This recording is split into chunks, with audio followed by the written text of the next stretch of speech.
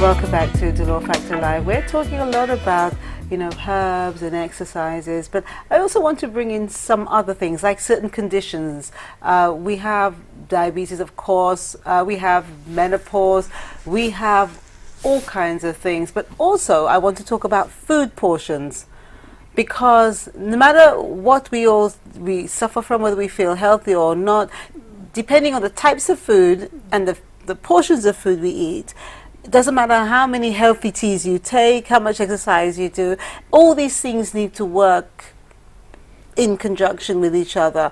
But because I want to give my guests the opportunity to speak, I know Mary has a couple of questions. So yeah, Doctor, I was going to ask you, people like my age group, menopausal, what would have you got any tonics, any advice or anything you can take, I can tell you, I can give you one. Yeah. Just go and shut the door in the room and just stay there.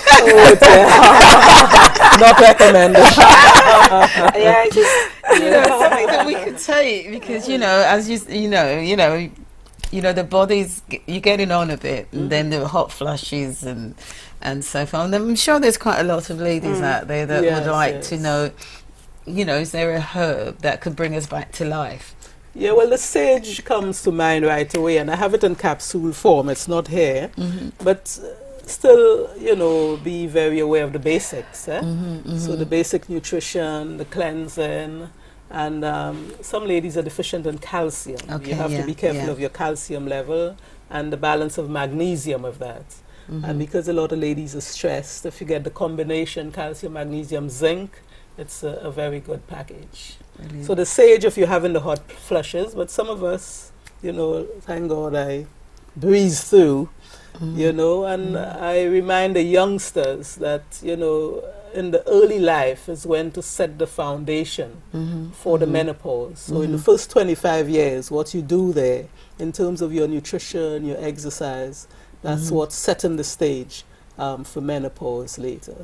So think of it early, and as you go from 25, you don't give up having set the foundation, but you continue on your good nutrition, your cleansing, make sure your calcium level is, especially for those who have had lots of children, because ladies who have had lots of children and they don't supplement with calcium, they are the ones suffer more. Okay. Because, with all the children, all the babies have their bones to develop, and they really suck out everything from mum. So you've got to put it back. I didn't know that. Yeah, you've got to. Calcium is very important, and even at the menopause, continue taking your calcium, so you don't get osteoporosis. That's the first time I've heard menopause described as a form of insurance policy. Because that's what it is. Yes. When you think about it, that's what it is. You just prepare for it earlier in your life. So as you get older, you have a better. But that's how I look at it. I don't have so much trouble, but because it's hot here, you think it's the heat. But in England, when I was in England, it's really cold, and all of a sudden, whoosh, and then you have to go outside and sit on the chair in cold weather, just to. But I don't get it as much here. So the sage works very well. You take it 3 times a day. Okay. Yeah, the capsules, you can get it. I felt it more in England. Okay, but I mean, sage is something that we can plant it in your garden, and you can't overdose on that, can you? Yes. How do you know how much sage to take? Well, I make the capsules 500 milligrams, but in terms of what amount you take from the garden, it's difficult to take too much, because you mightn't like it as you would eat so much of, for example, the moringa. Yeah, but that's why we make things in capsules. I prefer it in that capsule. You're well guided. You don't have the bitter taste in your mouth as well. No, what about I mentioned earlier food portions. I just want to quickly explain, or maybe we can show people in terms of our plates. If this is our plates, how much of it would be our protein, our meat, our fish, those kind of things. So, Doctor, what would you say if that was our plate? What size should our protein be on that? Well, we eat too much protein generally. For those who eat meat and fish, they use too much protein.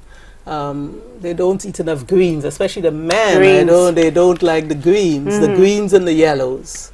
Yeah, and you know you can eat any amount of greens. The yellows have a bit of calories, but greens you can have any amount. So fill your plate of that. And the starches, try and take, you know, our good, you know, natural starches. I know some people don't like the carbs, but, you know, if you eat our yam and our dasheen and our green banana, these are good carbs. Because you need for energy. Yeah, so but not a whole yam or lots of pieces of it. Yeah. So it depends on how active you are. Yeah. You know, what sort of, whether you want to lose weight and, you know, how much calories you would be using in your daily life. But a lot of people, what they don't realize, when you take so much carbs, it turns into sugar. Yes, it does. You know, they have to make people aware of, okay, you may not take sugar, but you have to remember all the starch and everything, all the carbs that we're taking. Let's touch on carbs and sugar when we come back from the break, because we have Ashton here who's going to show us some more exercises. So stay with us. Yes, today's a great day for me at the garden. I'm going to show you some basic way to stoop and get some exercises done. A lot of us today, we tend to stoop just going straight deep into it. That's the wrong way to stoop.